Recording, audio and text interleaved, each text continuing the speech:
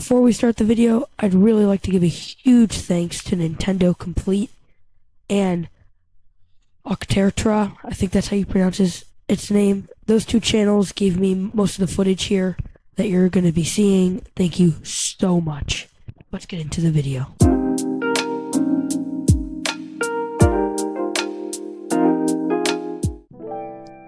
Hello everyone, and welcome to my new series, Impossible Port Reviews. In this new series, I fully play through impossible ports of games that shouldn't even exist, and then I give you my honest review on them, whether they're worth playing or not. For our first episode, we're going to be starting off with Resident Evil: Deadly Silence. Look, if you're someone who wants to play the original Resident Evil released in 1996, then you would probably consider options like the PlayStation 1 version or even the Sega Saturn version. But what if I told you there's one port of Resident Evil 1 that is on such a unique console that it's almost forgotten, and this console is the Nintendo DS.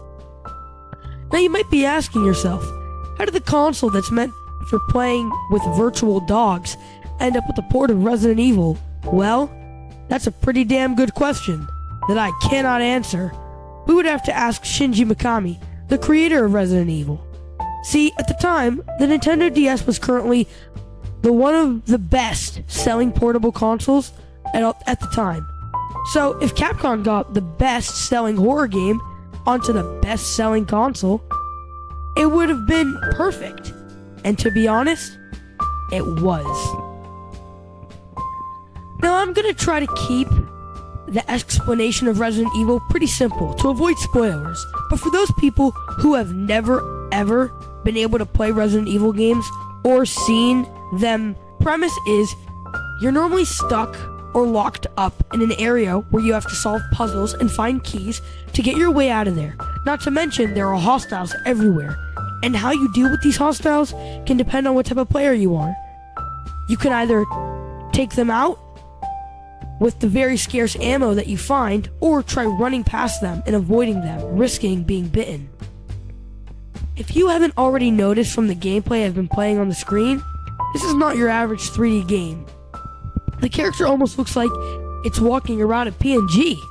This was because at the time, the hardware was limited, saying that this port was originally released for the PlayStation 1, meaning if they wanted to get all of the sprites and enemies to look good as they can, they couldn't put too much power into the backgrounds, and this worked into their favor because the pre-rendered backgrounds ended up inflicting more suspense on the player than we would ever expect it to, and became a staple in the original Resident Evil franchise. Now, let's get into the differences between the PlayStation 1 base port of Resident Evil 1 and the DS port. For starters, we can already notice differences on the starting menu. Nothing looks too different until you start up a new game. You'll see that once you're choosing between Jill and Chris, it's actually showing a difficulty at the bottom, which is nice, saying that the PlayStation 1 version didn't have this.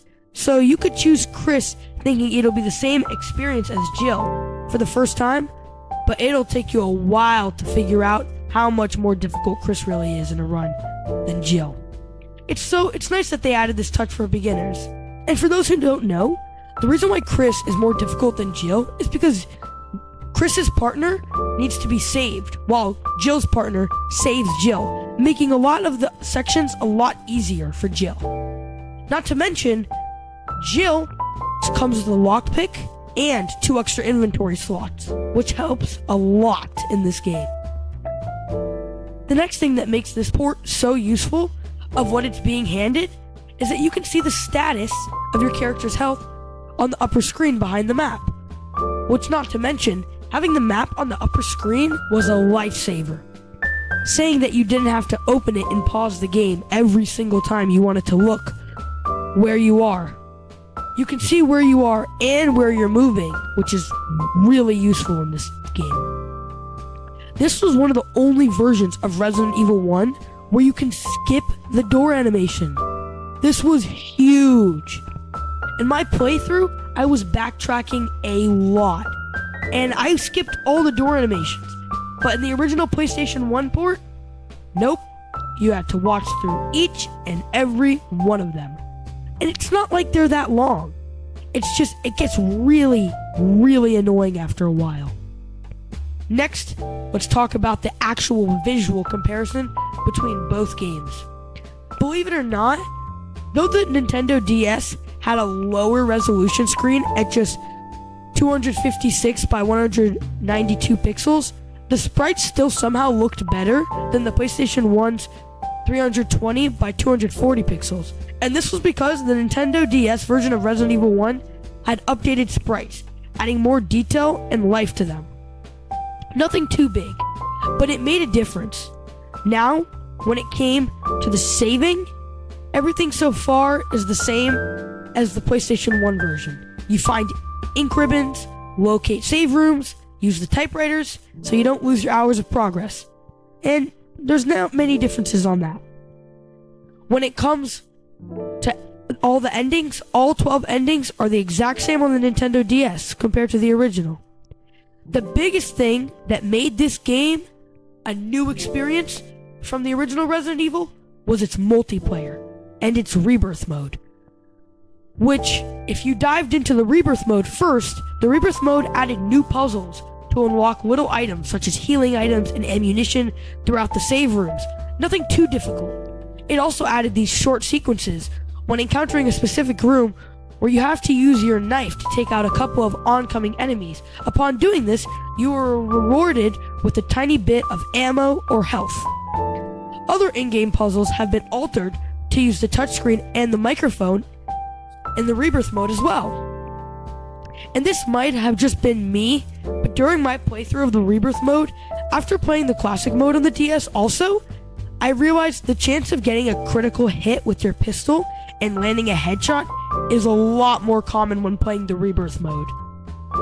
Next is the multiplayer, or what they like to call on the title screen, multi-card play. This fascinated me. It's such a big switch up from the regular Resident Evil.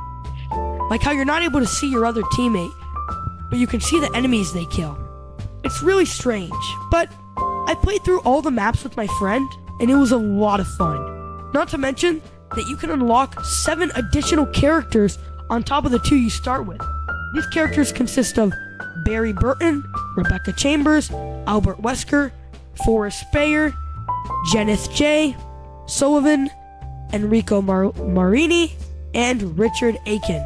That's right, you can play as all of these characters for the first time ever, obviously except Rebecca, Chris, and Jill. Normally, you would never be able to play as Forrest or Enrico. This was so ahead of its time. As for the actual gameplay of the multiplayer, you find yourself on different locations of the map, racing from the start to the end, normally fighting a boss at the end, such as the Tyrant. Now, let's get into the negatives of the game. Now, let's quickly talk about some of the few negatives about this game.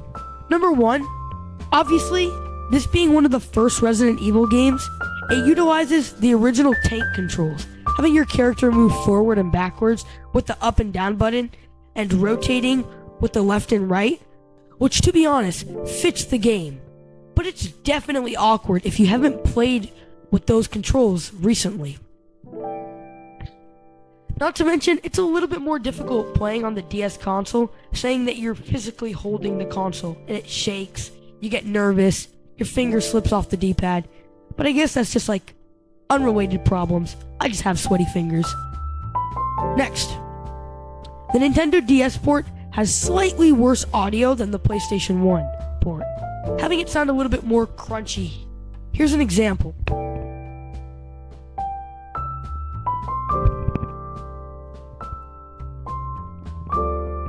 And to close things off, I'll be giving this port of Resident Evil a solid 9 out of 10, as I really enjoyed my time with this game and would definitely recommend it to anyone who's looking for playing the Resident Evil franchise for the first time.